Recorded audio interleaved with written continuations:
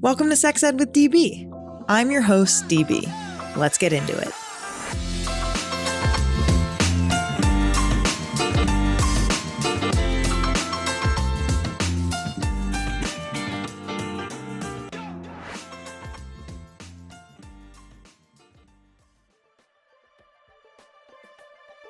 If you like external toys like I do, boy do I have a rec for you.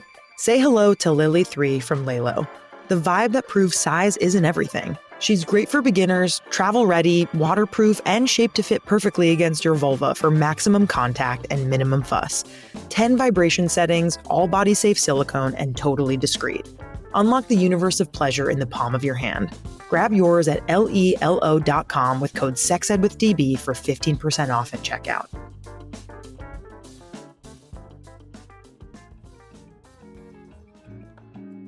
Ready to get curious about the stuff that's a little weird to talk about? Let me tell you about Taboo Science, the podcast for evidence-based answers to the questions you're not supposed to ask. Compassionate but fearless. It's where scientific rigor meets the conversation society tends to avoid. On every episode, science writer Ashley Hammer Pritchard tackles topics that are fascinating, misunderstood, or just plain controversial. And we have an episode to share that is exactly that.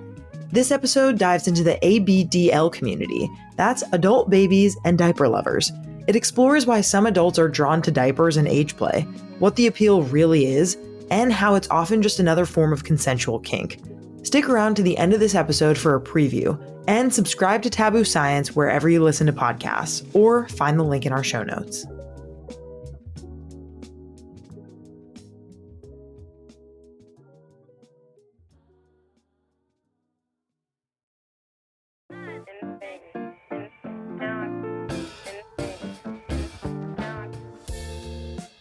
Hello, and welcome back to Sex Ed with DB. I'm DB, your favorite sex educator and pleasure expert, and today I'm bringing you a fantastic conversation about subbing with Lina Dune, the host of Ask a Sub. Ask a Sub is an advice podcast for the kink curious to take themselves from dreaming to doing. Since 2021, Lina Dune has been answering questions about subbing on her show, ranging from gender-neutral ways to address your kink partner, to decoupling sex and romance, to an episode simply titled, Fear is Good, Actually. Have you ever been curious about subbing or about why people are into subbing in the first place? For folks who haven't experienced it, subbing can seem confusing, maybe even degrading and dangerous. And it can be all of those things, but it can also be liberating, empowering, and a huge source of pleasure for subs. I am so glad we got to have Lina on for this wonderful conversation. Her openness, honesty, brilliance, and excitement really show what makes subbing so fulfilling for so many people. And make sure you tune in at the end of the episode for a very special segment of The Buzz, where we talk about one of the trendiest topics of the year, tradwives. Here I am with Lina Dune.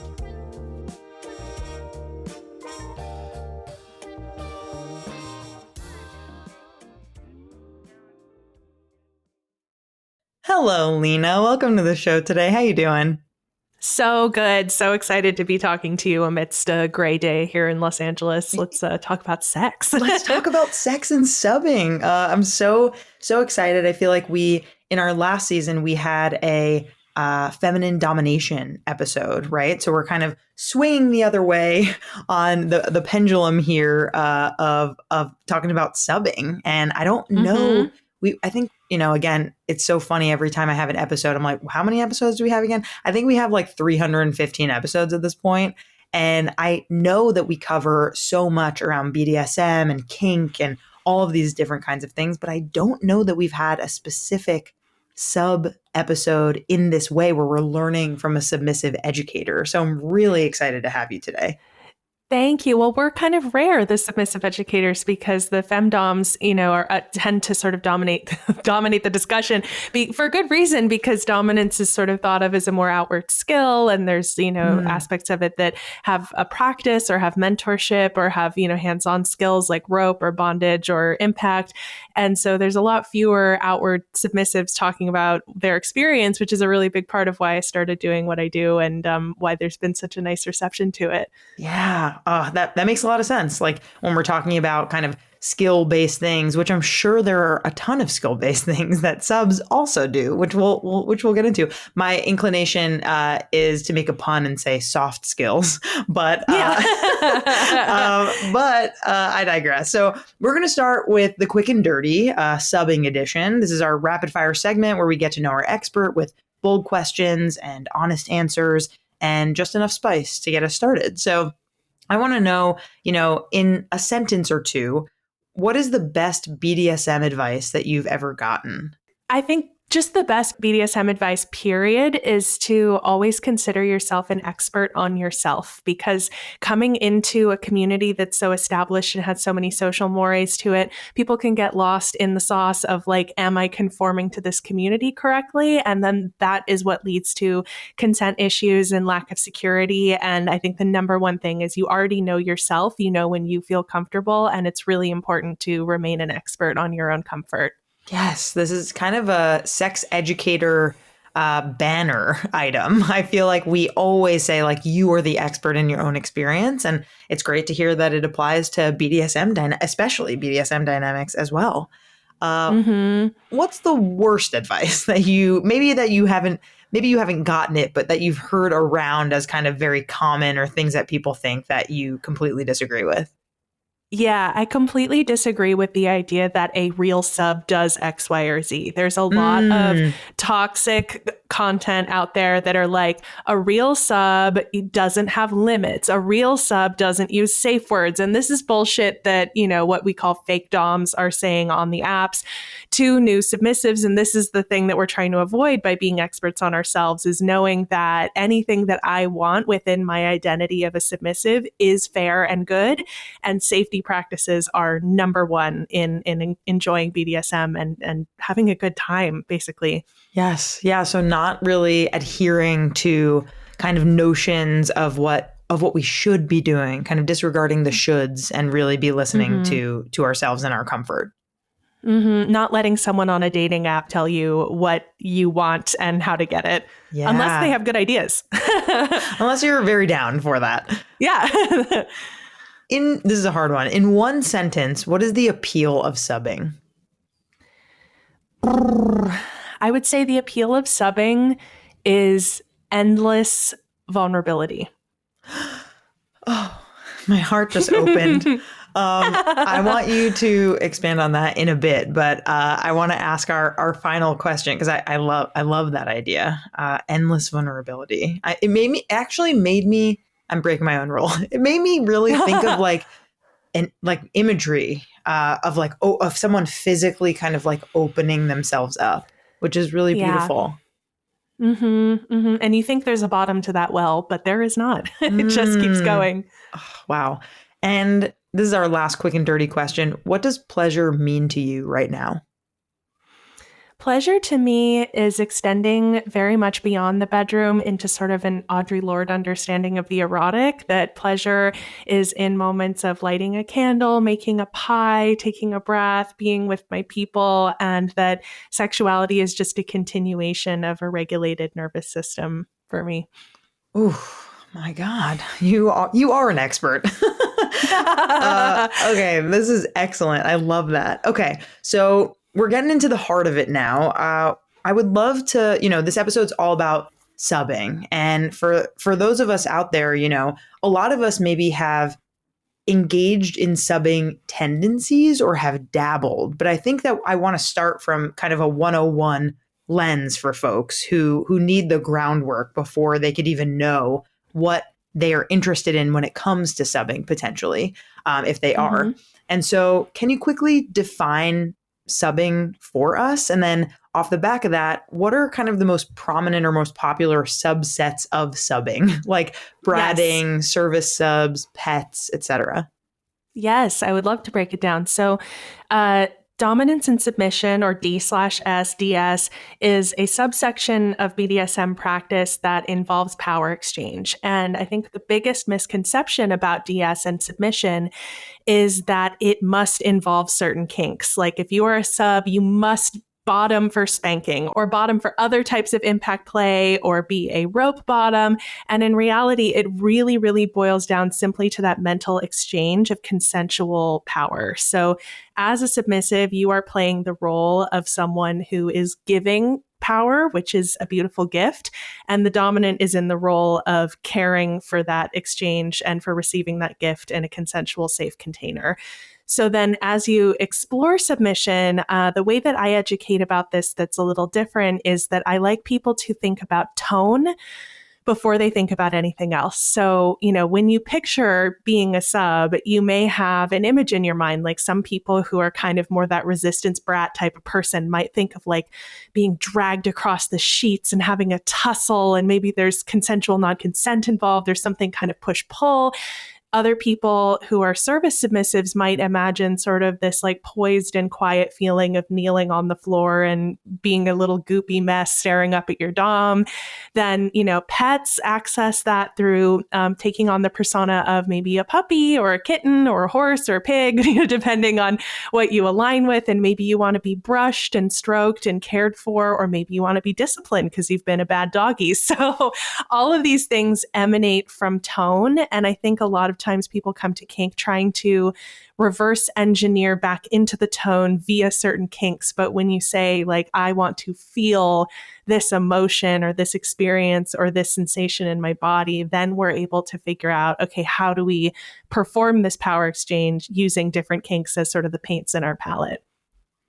Wow. Tone.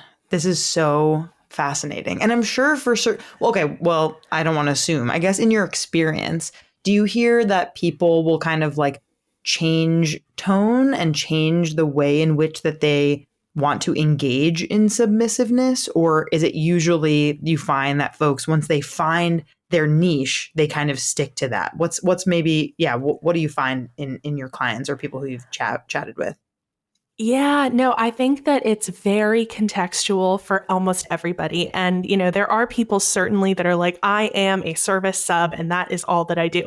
And that's totally valid. But my problematic opinion is that those people have not yet encountered the person who brings out a brat in them because there's something about the energy between two people or three people or more people or an entire sex party where you can be present to that moment and ask yourself what's showing up for you. And when I do one-on-one coaching with people or I talk to my community, all that I see is change. And that is also really confronting to people who have fought really hard to find this label that they may have been really uncomfortable with their whole life and then say, hey, what's going on? I've spent 50 years wanting to be a sub and suddenly I'm turning into a dom, or I'm wanting something different. And that's sort of like the beautiful thing about BDSM is the safety structures meet you with that constant of change. You don't have to be the same all the time. Yeah, that must be pretty comforting to allow people to engage in that kind of play and in that kind of shift. I imagine that must feel very cup filling for you. Yeah, no, it really does. And just to see so consistently that my experience of kink has been an emotional one. And I've seen it as this very wholesome way that people connect. Like you come into it thinking, ooh, leather, scary, discipline. It's going to be like this hardcore, it's going to be Hellraiser in the dungeon. But consistently, even in those dungeon spaces, there's such care and wholesomeness with the way that kinksters relate to each other. And I went out to educate about my personal experience of that. And it has since been reflected to me from people all over the world practicing kink in all kinds of different scenarios that they also find that emotional core and wholesomeness because it's sort of a place that people can come home unexpectedly. Completely. And I'm sure that community makes such a big difference. And having someone who is trusted like you to coach, to educate, to chat with these folks, to make them feel not only like normal, but like you said, at home and held. And there's so many complex emotions that can come up with engaging in this kind of lifestyle and or behavior.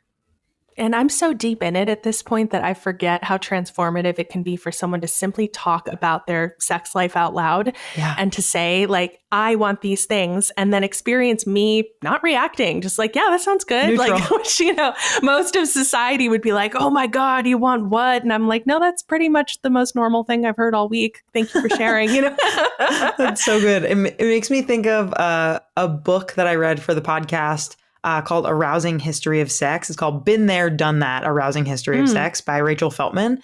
And we had her on to talk about this amazing book that she had written. And one thing out of many that I took from the book is that whatever you think is the weirdest thing that you want or like sexually, there are a bunch of other people who have already thought about that thing done that thing in reverse. Like, we're not that unique, but we just are brought up because of our society and because of our culture and our religious shame and X, Y, and Z to made it seem like we are strange, although we are not.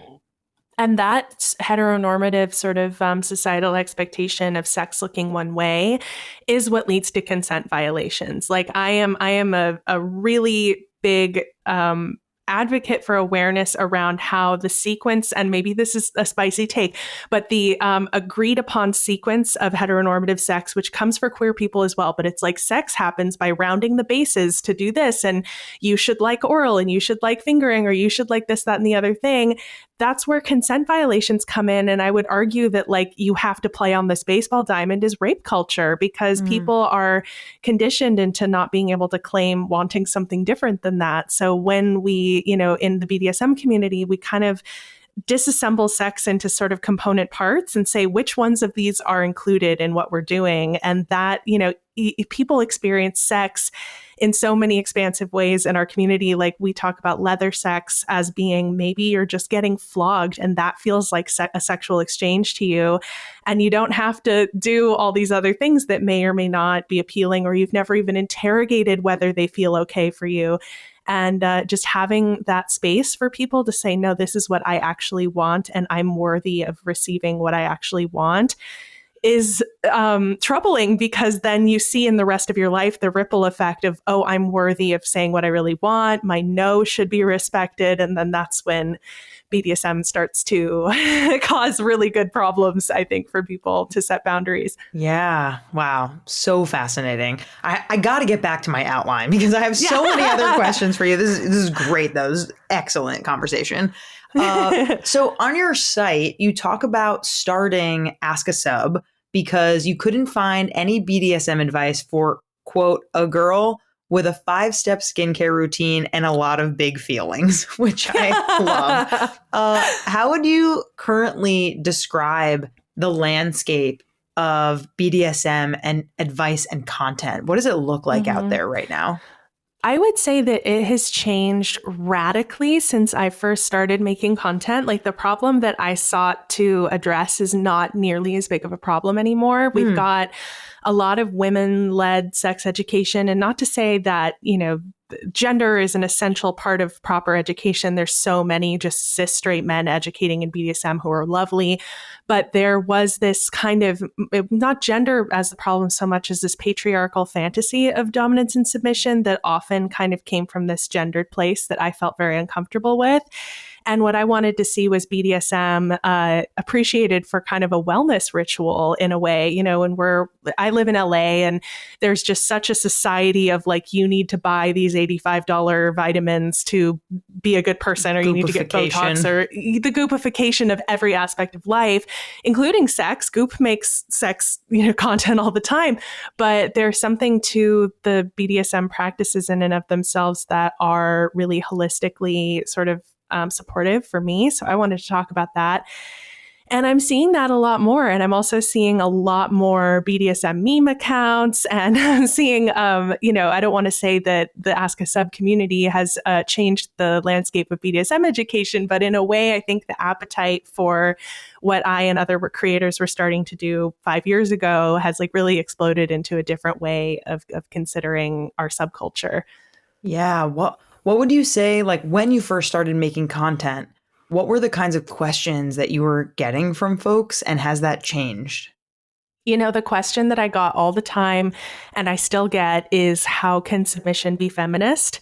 And that's one that I've had an evolving relationship to answering over the course of, my career here, because initially I felt, I think, only intellectually equipped to answer that in terms of choice feminism. Like, you choose it, so it's good. Like, if you're a woman and you want to do it, then that's a good thing. But then, I've sort of steeped myself in more intersectional, views on feminism. And, when we talk about feminism as being, raising the equality and life outcomes for all people, it's sort of like your private bedroom activities really have very little to do with that.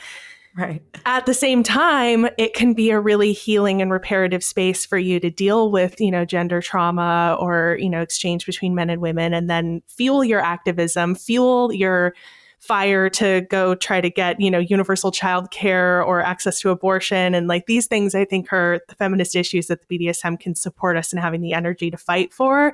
But zooming in on personal choice as this like locus for politics, for me, doesn't map perfectly. So I've sort of strayed from answering it that way over time. Sure. Yeah. I'm just thinking about different ways. Okay, so when you're doing these, one-on-one consulting calls with folks, and or when you're educating in your Substack, how do you decide on like what kind of content that you feel like would resonate most with people? Is it based on them asking questions, or is it based on kind of what you feel most excited about, or both? Yeah, humor has always been a real cornerstone of what I do. And I think that it's not just because like it's fun or it gets clicks, but I took a theater class in college where the teacher said that there's multiple kinds of laugh. There's like the laugh of something being really funny, but there's also a laugh of recognition. Like, you laugh when you see something that is you reflected back to you. And I think that in my one-on-one sessions and in my Substack, like, I always chase that laugh of recognition, because when you have that, it means that you're in, and when you're in, you have community. So I'm like always going after what is the thing that kind of can unite us with humor. And in one-on-one sessions, that can sometimes be gentle roasting of people, because there can be like a sense of people kind of getting lost in this sort of self-judgment. And then when you're able to introduce lightness, like, that really helps. Like, I went to couples therapy last year for a while with my husband, and our therapist had this attitude of like, whatever we were going to bring in, it was like not too much for her. Like, the room could never get super heavy. And I really admired that, because I think that with relationships, we're really prone to like spiral, rumination, catastrophize, and especially with our kinks and sexuality. But if we can remember it's supposed to be fun, it's very liberating. Yeah, totally. I really like this idea. And like couples therapists, right? Sex therapists, this is like their goal, is to make people feel like, hey, you're normal, and like we can work this out. Like, we can process this together. And, for your coaching, I imagine you're holding kind of a similar room. I'm curious if we can get a little bit more specific, obviously not naming any sort of names or anything, but if you could name for people listening who might think that what they want in subbing is strange, can you name maybe like a few really common scenarios of people being interested in a certain kind of subbing or a certain kind of act? Yeah, actually, what comes to mind first is a session I had with a DS couple with a dom and a sub recently. And the sub was telling me that they were having issues with their dom asking, "Are you okay?" too often in a scene. And like, obviously we want to know that the person we're playing with is okay, but going, soliciting that to the extent of, "Are you okay? Are you okay?" You start to feel responsible as the sub for the dom. And you're like, that's not what this is supposed to be. Right. What's going on? And the more that we talked about it, I finally was like, oh, I got him. So I looked at him and I said, when you're asking, "Are you okay?" Are you actually asking, "Am I okay?" Right. Like, am I doing this right? Projecting, yeah. And we all were like, oh, like, because it's just, there's like these moments of like universal truth and recognizable thing within these really specific scenarios of kink. But then, yeah, other things that I see that are really common are everybody who has a cucking fantasy thinks that they're the only one on earth, and it's so weird. And I myself engage in that kink quite a bit and have had many DS threesomes with my partner. And I talk about that a lot. So people come to me and they're like,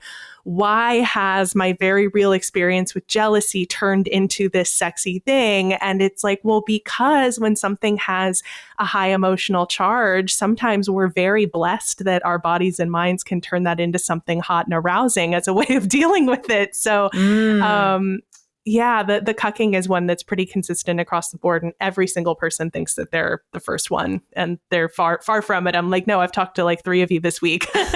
Could you define cucking for people who might not know? Yeah, so cucking is a term that I use kind of liberally. It has this really specific lineage out of the swinging community, and I don't mean it only in that context, but it's sort of the eroticization of jealousy of watching your partner have sex with another person in front of you. And sex can mean any number of things. But a lot of times people will have that fantasy, and then it's almost impossible to bridge the gap from the fantasy to the action without a lot of mess. And so that's what I end up doing with folks, is sort of breaking it down into component parts that are more manageable. Wow. Let's lean into this for a second, because if this is a really common one, and again, one that might people feel like, oh, this is strange, this is weird. It's normal to feel jealousy, but it's not normal to, want to watch my partner have sex with someone else or engage in a sexual act with someone else. What does that work look like for the couple, and or if there are multiple people involved? Like what could that path maybe look like, and how does that mess come up, and how is there like a resolve? Yeah. So the pinnacle of the mess, starting there, is a situation where a couple's gone out on an app, and it's like, cis het couple or, het presenting, and the woman is finding another woman for her man's birthday, and they're going to just like go into a group scene with no preparation. And the entire time leading up to it, the communication with that third person is all about fantasy. And there's no talk about guardrails, safety, just communication limits, etc. I'm of the opinion that every group sex scene involves cucking, because there's no group sex scene that is always completely equal and egalitarian. Like there's always a moment where somebody's left out, or somebody has to manage something, or something comes up and somebody needs more tending. So that's something to always keep in mind. But as far as working up to it, I like to talk to people about how long can we live in the fantasy of it without going to 100? It's something that I call teaspoon fantasies. So it's like if the big fantasy is like you're watching your wife get fucked by another man and you're duct taped to a chair, it's like, that is so fun. And we can't just do that tomorrow. Right. We got to work up. We got to have a longer runway. So, maybe it's about, being taped to a chair with safe BDSM tape while your wife masturbates in bed with porn. Or, it's about, or listening to porn together.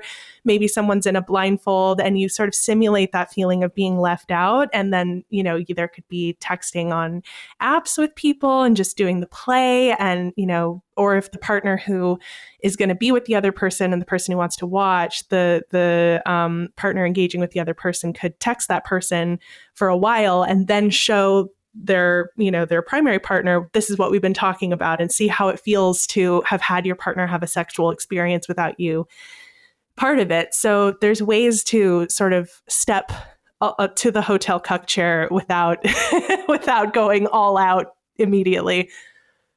Yeah, this is so interesting to hear, like, you working your way through this potential scene and all of it's work, right? Work that needs to be done in order to potentially get there. And I guess, like, a final question on this piece before we move on, do you find that when people are doing that work, that pre-work, that sometimes they're like, actually, I don't know if I want that final fantasy? Mm-hmm. For the most part, what I see is permission, and that can almost be like the ultimate factor of consent, is permission to not go all the way there. So people can have this fantasy, fueled by, and we love porn as a fantasy tool, but fueled by like, oh, this turns me on in this context, so I must need to go all the way. And if people can discover layovers on the way to the full thing that are satisfying, just having the permission to linger there and to savor it is, I think, really, really wonderful. And then you don't have to coordinate iCals with somebody, a third person, because, open relationships and polyamory are mainly scheduling, and then, Right. the sex happens from there. Exactly. Yeah. We just had on sex therapist Claire Perlman recently and talked about the fact that a more intimate thing than a nude in a poly relationship is a Google Cal. Yeah, absolutely. Yes. That's the escalator. Yes. Okay. So kind of back to this idea of subbing plus feminism plus empowerment, right? Like subbing can be an act of empowerment for people who engage with it. It can be seen as harmful or regressive outside of kink informed spaces. And we're going to, spoiler alert, we're talking about trad wives in a little bit. So stay tuned for that. But I'm wondering, like, for people who are outside of kink informed spaces and who are thinking to themselves, yeah, how could it be feminist or empowering for, subs of all genders, but typically cis women like do fall in this category of subbing? And how do you explain to people who might not understand like how it can truly be empowering? So I'm a cis woman in a relationship with a cis man, and he is my dominant. We do not switch. I do not dominate him.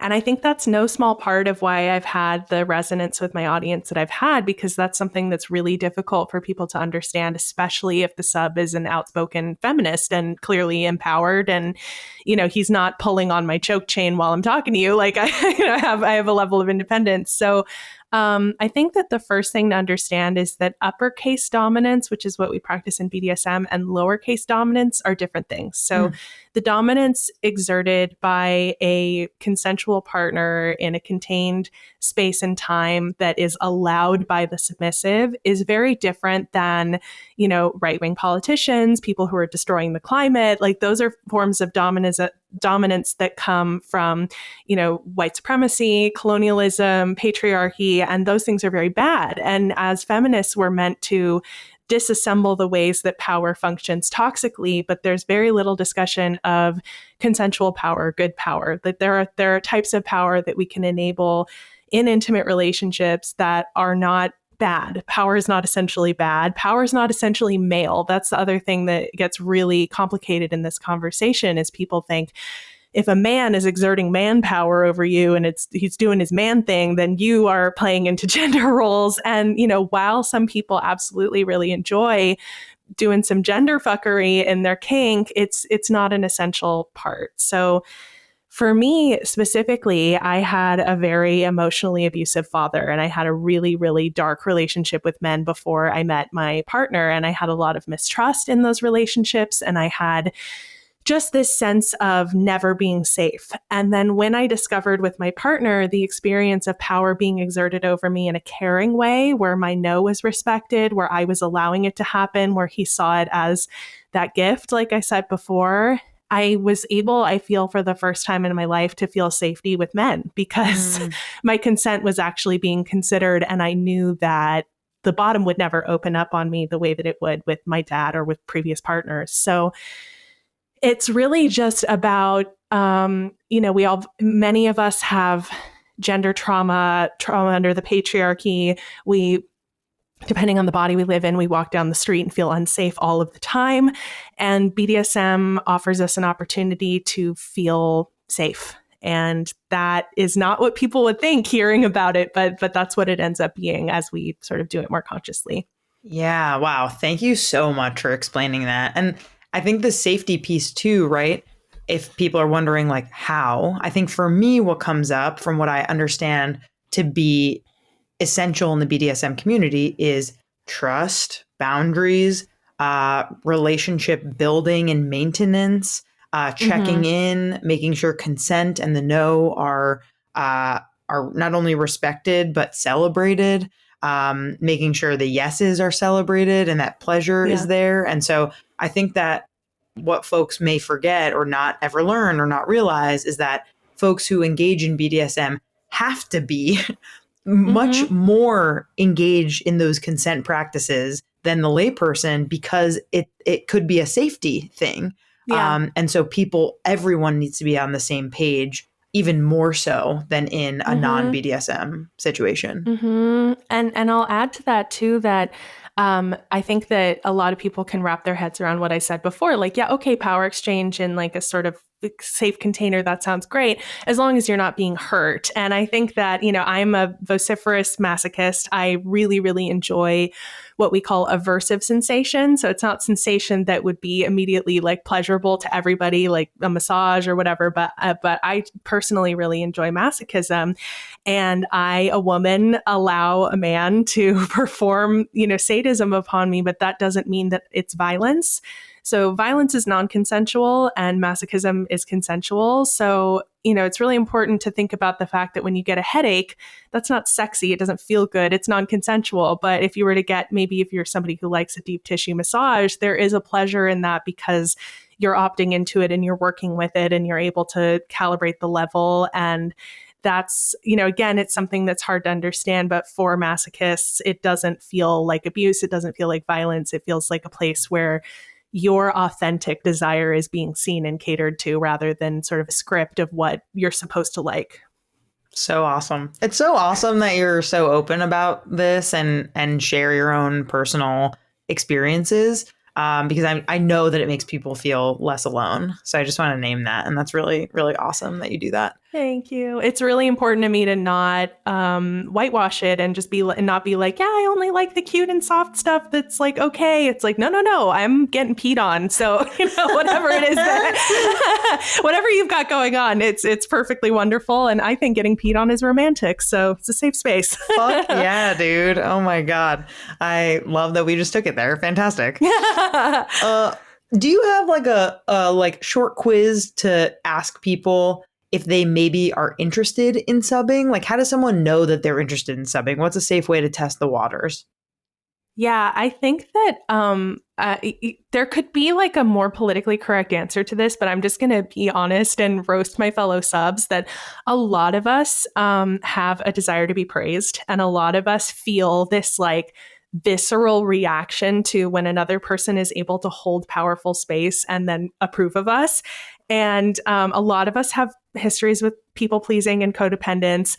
And then submission is a place where we get to subvert and work with that and, be praised in a way that is more one-to-one, more recognizing an effort we're putting in rather than sort of chasing an ambient people pleasing thing. So yeah, just to roast my own community a bit, where by and large, a lot of us are people pleasers. So if you have a history with that, not all people pleasers are subs, like, let's be clear, but there is definitely a component of that. Or if you've ever had like, I don't know, like a big crush on an authority figure, if you were the teacher's pet in English class, like these are all things to consider that might inspire a little bit of consensual submission. Yeah, I think too, if you're ever interested, beautiful listeners, in audio erotica, in audio porn, I think, like Dipsy, Quinn, like there's a lot of really amazing audio erotica out there where there is praise kink, where there is, oh, like this is my professor and I need to be like quiet in his office, right? Like there's a lot of these tropes, but they're tropes for a reason because a lot of people are attracted to that fantasy. So my recommendation too would be to listen to some of those and see if you find them titillating. See if you could picture yourself in that part of the narrative, or are you the professor, or are you both, or are you neither? Like where do you fit into something like that? Yeah, and I'll share for me something weird is that I like cannot consume BDSM themed pornography. Like it's the weirdest thing. Like I do love it as an art form, but I don't consume it because it almost feels like too close to home. Like I need to externalize it into like something metaphorical. Like if I want to see power, I'm going to go see like a DP or something, like not exactly what it is. So sometimes you're sort of trading in metaphors because it's like too intimate and maybe it's watching other people do it as a performance when it feels like something more real to you. But so anyway, just want to validate in case there's anyone else like me out there that sometimes you gotta like, I don't know, sort of extrapolate the themes and then follow them back to where they're coming from. Sure. Yeah. I mean, to that effect, like if someone is interested in bringing up subbing as an interest to their partner, what is an easy and safe way to start bringing that up and exploring that? Yeah, I think it's Dan Savage who says to always deliver your sexual preferences as good news. Like you're not, telling someone that somebody died, you're telling them that there's a fun new way to connect with you. And this is something that comes up a lot. So I made an entire course for it called Kink Tasting Menu, where couples can go through together and try different things to sort of find their way. But yeah, tell them as if it's good news, give them time to let it land. And I think that what's really important with a desire towards subbing is that you are asking your partner to activate and like energize into a role where they do need to learn, they do need to have that mentorship, they do need to gain hands-on skill. And if they are not willing to do that, it's really important not to cast yourself in a role of cajoling them into it. That's something to keep in mind. But in terms of the first conversation, it's good news. It's exciting. And there's a lot to be explored. I love that line, delivering it like it's good news. I think that's such a great, like speaking of tone, right? Like that's such a great way to approach a partner as if, hey, this is like a fun thing. And maybe you're nervous about it and you can name that too. But, just that you're excited to try this thing. Mm-hmm. Being in that expansive play brain instead of like, oh no, how do we tackle this? Like, it's good news. It's fun. Yeah. It's exciting. Love this. Meet the new Magic Wand Waterproof, my go-to shower toy. It's the most powerful magic wand ever made, chock full of those famous deep, rumbly vibrations, now totally cordless and totally bath-friendly. We're talking about using this in the shower, check. Tub, check, with 4 intensity levels, 4 vibration patterns, an intuitive control panel, and that soft silicone head with the flexible neck Magic Wand is known for. Long-lasting rechargeable battery, full-size power, and lots of amazing orgasms. The Magic Wand Waterproof. Pleasure just went aquatic. Let's talk about solo sex. Masturbation can help reduce stress, improve sleep, and help you figure out what actually feels good for you. One of my go-tos when I'm having me time is Uber Lube. It's super smooth, it lasts a long time, and it helps every touch feel better, truly. It's also latex compatible, so it's great with condoms, and it even helps reduce chafing for workouts or thigh rub season. Also, here's a very fun fact. Stylists use it as a hair serum flyaway tamer. Pretty cool. Uberlube is a real multitasker. If you're curious and haven't tried it, you should try it for yourself. Use code SEXEDWITHDB for 10% off at uberlube.com and see why Uberlube is my all-time fave.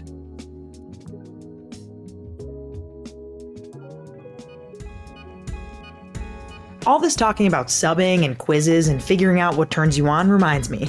We recently made the SMUT quiz just for you. You answer 5 quick questions, and we match you with your assigned smut. One single high-heat scene from a book picked specifically for what turns you on. Not a whole novel, no slow burn, we drop you right into the good part. Read it in under 2 minutes and let your brain and your body catch up. Go take the SMUT quiz now and get your required smut reading. Link is in the show notes or at sexedwithdb.com.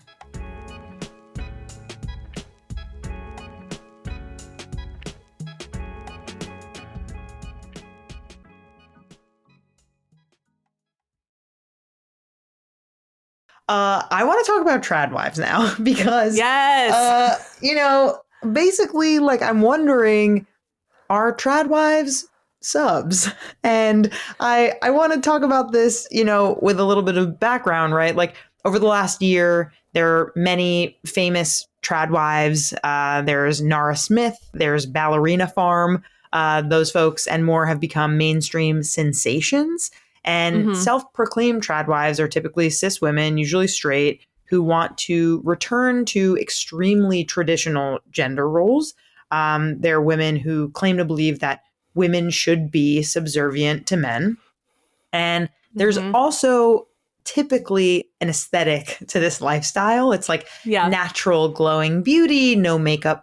There's vintage inspired dresses. There's usually people milking cows. There's like a whole kind of scene on the prairie here. And some trad wives go so far as to wear day collars and make content about it. And I like in preparation for this episode, when my producer was writing some of this, I was like, day collars, interesting, and look that up, and that we can put a link in the show notes if you're interested, if you haven't seen it. But it's been such a phenomenon that this has been written about everywhere. New Yorker, Time, so many publications, right? So the question is being a trad wife just lifestyle subbing under a different name? Tell me your thoughts. I don't want to yuck anyone's yums, but I'm probably about to do that in a major way. Listen, these women may be subs. I don't believe that they are in consensual DS dynamics. There may be an urge toward it with a limited array of options. There's something really specific about the Christian flavor of this and the Mormon flavor of this, which is that, Christian women are raised with that very much, whether they're white or not, that white supremacist ideal of pure female beauty and women being unpolluted and untainted. And so they have this extreme fear of learning anything or consuming anything out of the realm of what the men in their community think is appropriate for them. So I do believe that, maybe that's what some of these women want, but they certainly are not going to be like Googling consensual dominance and submission and finding me. If any are, would love to chat. I have a background in evangelical Christianity myself. I really understand that piece. But the thing about this that's so fucked is that BDSM is a political practice, and our foreparents who codified what BDSM is and what dominance and submission are, that they were very conscious about the fact that it is a microcosm of power, and it is a place to experience, as we just said before, it's consensual power exchange as a way to see the ways that power is not functioning properly in the outside world. Like it's something that they write about very eloquently in the collection Leather Folk that was edited by Mark Thompson in the 90s. And it was very much in the midst of the AIDS epidemic.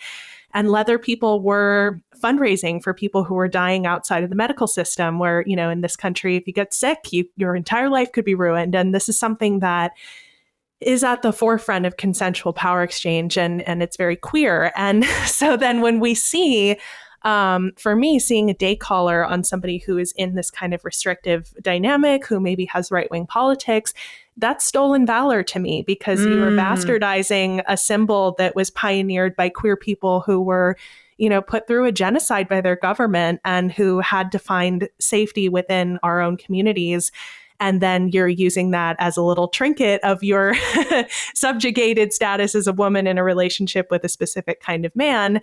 And it's offensive, honestly, and very, my culture's not your costume, not to be flippant about, racial appropriation, but like there's something really dark about it and something really sad. And I've been consuming a lot of content lately around the Nexium cult, which is also like just to the zenith bastardization of what BDSM is and stands for. And it's so sad and frustrating to see these themes of ours translate across boundaries, but the safety practice doesn't come with it. And that's so frustrating. I'm like, you're almost there. You've got the collar on. Let's talk about consent. And then they're not ready for that conversation. And that's very sad. Wow. I think we're going to wrap up there. That's just a mic drop. That's incredible. That makes a ton of sense, right? I think as you said, we're almost there, right? We kind of are maybe going around the circle, kind of getting into the goopification of, of everything. And then we're not closing the circle though, because of everything that you just mentioned about where this practice comes from, the fact that boundaries and consent need to be in play, the fact that are these women actually given all of the options of what it's like to be in a relationship like this? And if they are not listened to in their dynamic, what does that lead to? Is it abusive? Is, what does that look like? And I couldn't agree more with you. And do fear though, that without the explanation that you just gave a few minutes ago, that the layperson might see them as the same. And so what's like a way, I guess, that we educate folks who are seeing this kind of content on TikTok? Like where do you send them when they have questions like this? Yeah. I mean, listen, there's a reason it has such cultural power right now because we're all addicted to our phones. We're feeling isolated and disconnected. We're eating foods that we don't know the person who made them. And every part of our life has been fractalized to the point that when we see somebody making their own pie crust in a homemade dress, we're like, that sounds really nice. And then there's a slippery slope of what this particular subculture, and maybe it's a kink that they have where that is going, is somewhere that maybe wouldn't be such an empowering place for a lot of us to go. But I mean, again, I would love if there was a pipeline from those TikToks to me, but I think that once that shows up in your algorithm, they're trying to take you further right rather than, let's de-escalate this and talk about consent. But yeah, I think that it's sort of, if you are practicing something that you are calling power exchange and there is no two-way egalitarian communication between partners, that isn't safe. So if you are in a situation where the values of your community or your family or whoever you're around are saying you cannot question your partner's the head of the house, maybe they control your finances, like under these kinds of conditions, you are not an empowered equal who has the power to fully consent to power exchange. Like we all have, privilege disparities in our day-to-day lives. But when you are completely surrounded by a certain ideology and isolated from any other way of thinking, and then you think that you are consensually giving up power, it's an illusion, sadly. And you need to seek outside support. And so, the Ask a Sub Discord community would love to receive you. But, ultimately it's about building connections outside of the groupthink and hopefully de-radicalizing for some of these women. Because, while they are stealing my thing, I would love to have them come on over. Clearly you're interested, but the way that this is now, it's not something that I would love to see a lot of young people emulating. Completely. Wow. This has been so educational, so wonderful. Tell folks where they can find you. Where is that Discord? What other things can you share where folks can check you out? Yeah, I'm all over the internet. You can find me at the Ask a Sub podcast, which is every week on the podcast player of your choice. We get into topics like these and others, and you can submit questions to me. We also have a Patreon, which has been going strong for a number of years now, thriving Discord community where folks are making connections. 2 people met and got married from the Discord. So wow. I'm getting into heaven. And then I'm also on Substack writing about these sort of cross-sections between culture and power exchange and my own horniness and water sports, whatever else, on a regular basis. And then if you're an Instagram person, I'm at Ask a Sub 2.0 on Instagram and also Ask a Sub on Substack. Oh my God. You are just incredibly talented, incredibly smart, incredibly busy. You got a lot of content. So we're gonna put some of that in the show notes. But Lina, thank you so much for being here today. It's been great. Oh, thank you, Danielle. Right back at you. It's such a pleasure to chat with you and connect with somebody so organized and so passionate. Oh my gosh. Great. Thank you so much.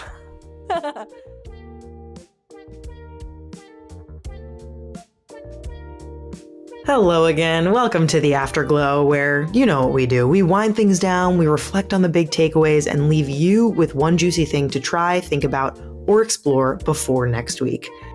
You heard it. This conversation with Lina Dune was so amazing, and I'm incredibly glad that we got to talk to her.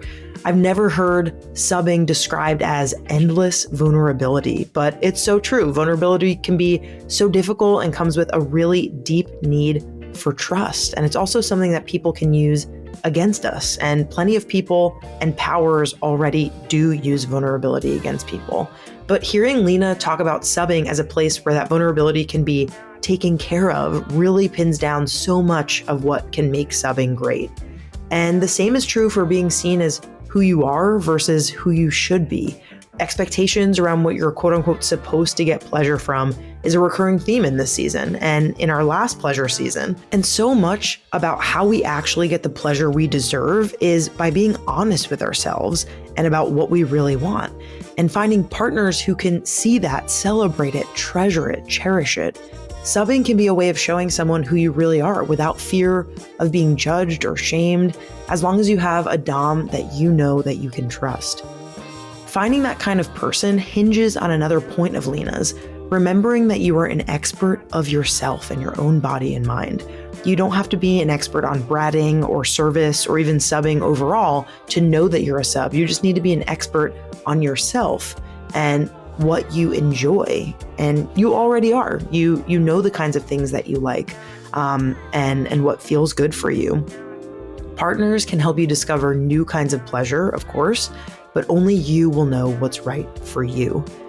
Here is your pleasure practice of the week to get more in tune of the kind of things that you like. Make a list of ways that you serve or want to serve any sexual partners. And this doesn't have to be in a submissive way. Instead, you can think of it as how you make sure there's reciprocity in your pleasure. Do you make sure to listen to their needs and wants carefully? Do you make sure to regularly check in? How do you learn and honor their boundaries? And this is something's coming up for me right now, which is blowjobs are performance art, our Goody Howard episode, right? Like thinking about the way in which pleasuring other people makes us feel pleasure and embody that. And if subbing sounds pretty interesting to you right now, maybe jot down some ways that you would like to give it a try.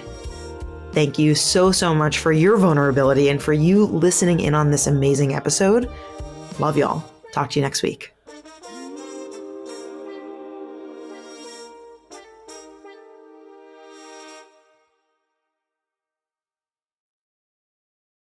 Taboo Science.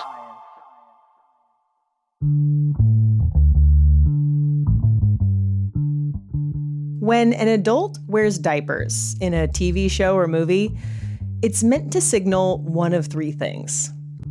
One is that they've lost their dignity, either because their health is deteriorating or because someone's forced them to play the part of a baby.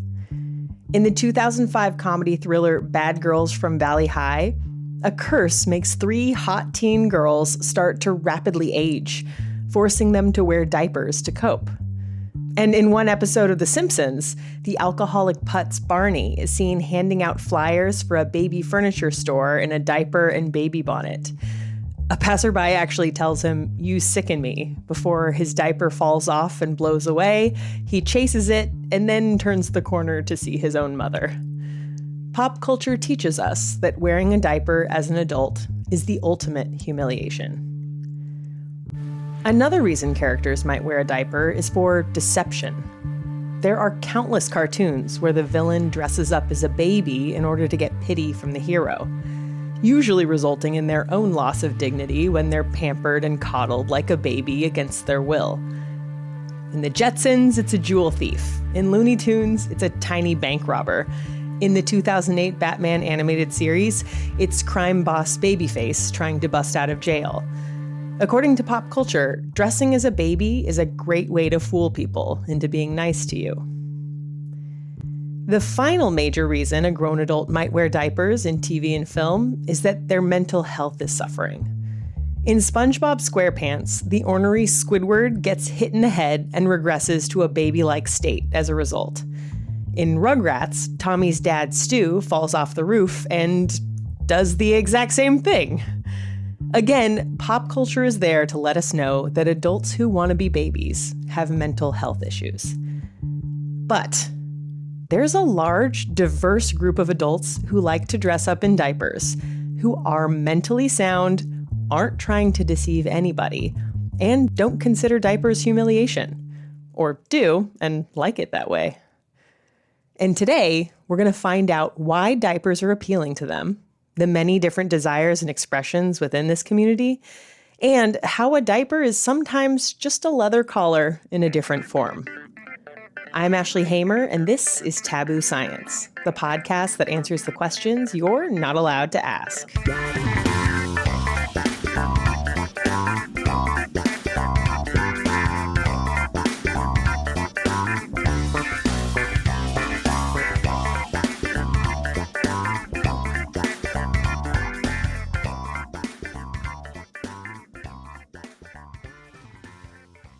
So, to get some basics out of the way, the name of this community of people who like wearing diapers is an acronym, ABDL, Adult Babies and Diaper Lovers, sometimes written as Adult Babies / Diaper Lovers. ABDL is a diverse community of adults who enjoy wearing diapers and or role-playing as babies. On the DL end of things, it is often sexual. That is, for people who are more in it for the diapers themselves, it's usually because they get sexual gratification from some aspect or aspects of wearing, feeling, seeing, and even hearing the crinkle of a diaper.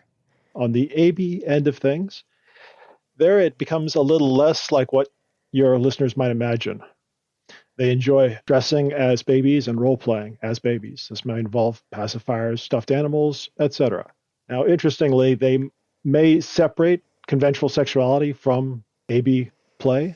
They also might embrace the role or enjoy the humiliation and loss of control. That is B. Terrence Gray, an amateur researcher and the creator of the incredible ABDL resource, understandinginfantilism.org, which has been going strong for nearly 30 years. Gray performed some of the first demographic studies of the ABDL community through his own web surveys and has published in several academic journals. And as Gray said, this community is diverse. It's not like there are adult babies and diaper lovers and that's it. They're often discussed as two ends to a spectrum, but it is a continuum.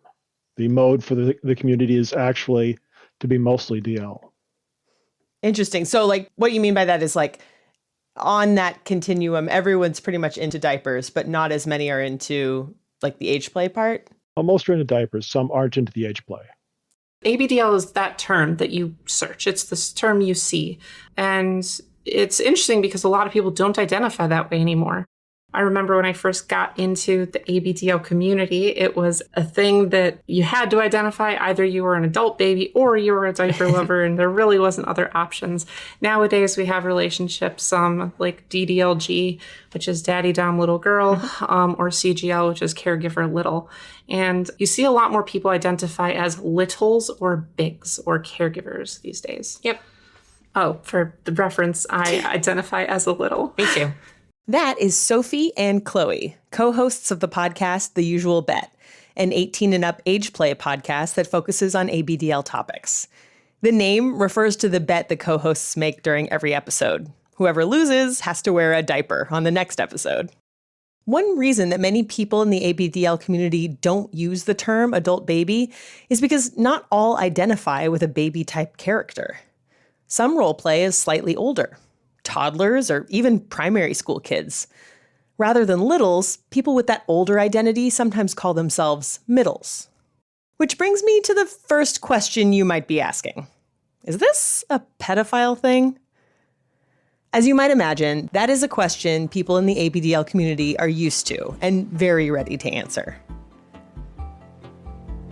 This is age play 101. First thing you got to talk about, first thing you deal with, age play, kink, ABDL stuff is 18 plus. Yeah, adults only, no minors. We are adults. We consent to the things that we are doing. We are playing with this concept of being younger and fitting in this space, and we have to follow specific rules with consent that go along with that. Is with any kink, you need to set boundaries, you need to set your limits. You have to be responsible for your own actions. And that's not something you can unilaterally depend on with a minor because they can't consent to these things. We have zero interaction with minors, and I think it's one of those things that the ABDL community is extremely vigilant about because of realistically hyper-vigilant.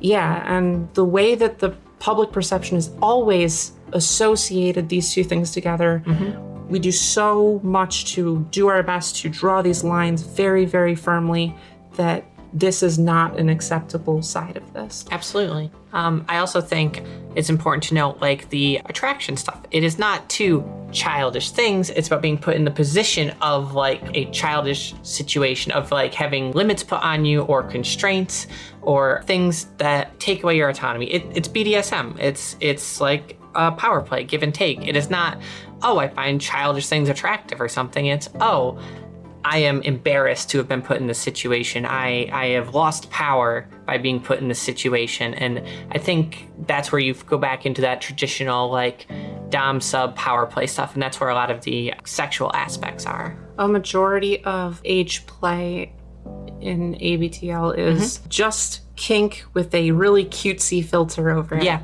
That's really what you're playing with. This isn't true for everyone in the ABDL community. Not everyone gets off on humiliation or anything you'd find in BDSM. There are as many ways to be in the ABDL community as there are people, and how it looks in one person's life or bedroom may be completely different from someone else's. ABDL also lends itself to a lot of different kinks. Looking at you, furries. So the limit is truly your imagination. But for some people, the humiliation and shame of being an adult wearing a diaper is a real turn-on. One aspect for a lot of people, and myself included, can be that this is relatively embarrassing, right? Anything having to do with like bodily needs, and especially bathroom-related needs, is something most adults, and I'm certainly one of them, find embarrassing to interact with other people about, or even just with ourselves. That is Benny, who's a member of the board of directors for an event called Twisted Tryst, which is a sort of summer camp for kinksters, and a former manager at the Chicago BDSM club Galleria Domain 2. He also identifies as a little. But then when we kind of push past that humiliation aspect, it can be like deeply connecting between people. So when I get a chance to play with this with other people, the experience of changing someone else's diaper, somebody changing mine, sort of interacting with that on an ongoing basis feels really intimate in a way that can be like a little bit invasive, a little bit caretaking, or a lot caretaking. All of those different emotional aspects are important to me. It's comforting. It's cute. I like being cute. It is a great coping mechanism for like stress or anxiety or all those things. It's a way to take a step back from the toils and stress of daily life and like enter into a safe, comfortable space. I think all of kink offers that in its own way. And this is a very straightforward way in my like opinion. I think like age play and ABDL is a very cutesy way of stepping into that space where a lot of other kinks, focus on other elements of submission and stuff.